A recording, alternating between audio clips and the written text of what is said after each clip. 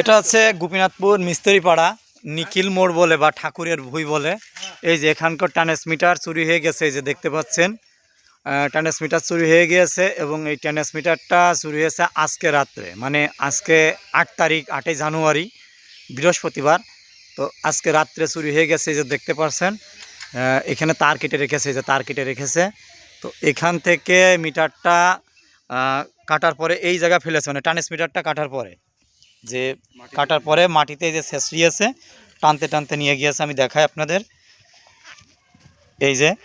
তো এমন একটা অবস্থা হয়ে গেছে যে এই আমাদের এলাকায় কোনো চুরি এইভাবে হয়নি, বা ট্রান্সমিটার চুরি আমরা শুনেছি বা দেখেছি, কিন্তু এখান থেকে যে এইভাবে চুরি হবে আমরা জানি না।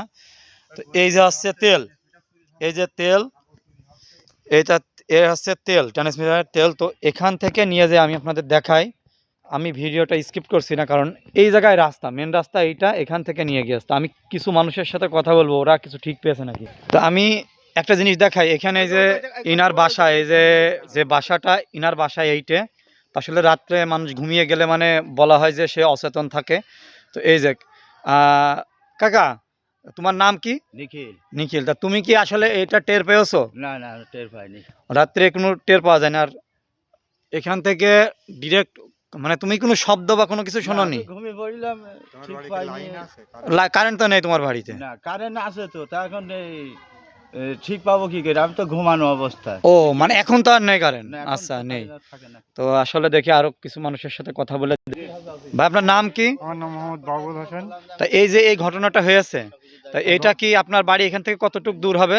এই তো বেশি দূর নাই, 200 মিটার ওরকম অমনি? হবে আচ্ছা হচ্ছে। আচ্ছা। তা এই বিষয় সম্পর্কে আপনি মানে এর আগে কি কখনো এমন হয়েছে? না না, এমন কিছু শুনিনি আমি, এমন কিছু শুনিনি যে ট্রান্সমিটার ভাবে চুরি করে নিয়ে যায়। তবে কালকে মাইকিং করে গিয়েছে যে ট্রান্সমিটার চুরি হচ্ছে।